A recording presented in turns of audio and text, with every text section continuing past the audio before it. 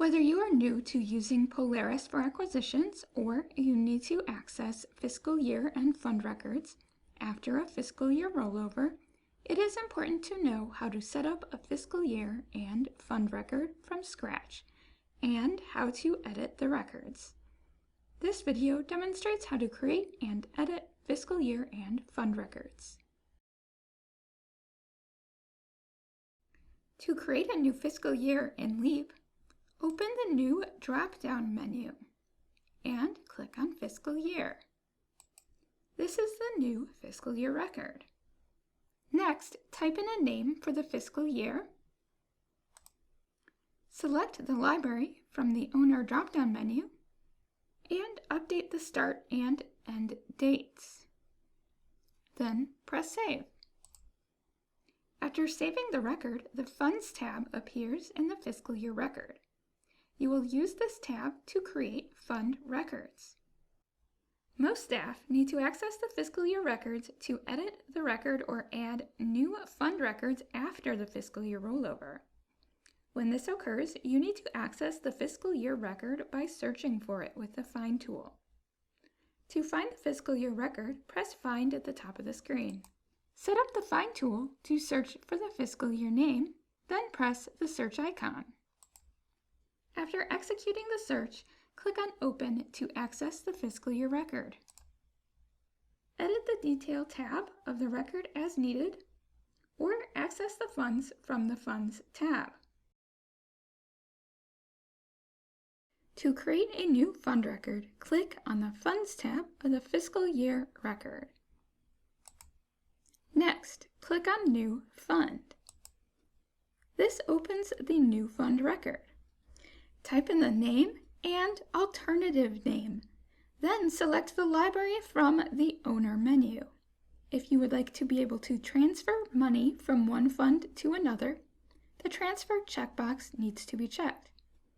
The Display checkbox controls whether the fund name appears in the Fund drop-down menus. Next, save the record. After saving the record, the Actions drop-down menu appears. To assign beginning allocations to the fund, open the Actions drop-down menu. Select Adjust Fund Balances from the menu.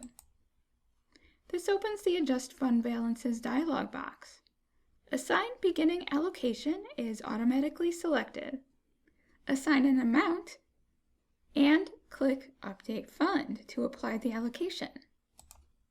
When assigning the beginning allocation, the encumbrance and expenditure limits are updated on the Balances tab of the fund record. If you would like to adjust the limits, click on the amounts in the Limits box and adjust as desired. After you press Close, you will return to the Funds tab of the fiscal year record. As you continue to add new funds and return to the Funds tab, you will need to press Refresh to refresh the list of funds on the screen. The funds will appear in alphabetical order. If you use summary fund records to categorize your funds in groups or use a hierarchical fund structure with parent funds and subfunds, you can now add subfunds in Leap. I've already created a fund called Adult Summary to group together all adult funds. This fund will not have money allocated to it, nor will it be able to display in lists of funds. To create the subfund, click on the Subfunds tab. Then click on New Subfund. Type in the name and alternative name. Then press Save. Next, allocate money to the fund by clicking on Adjust Fund Balances in the Actions drop-down menu.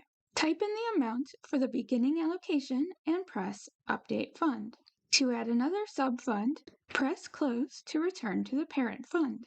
Press Refresh to update the list of subfunds. You can then click on New Subfund again to add another one.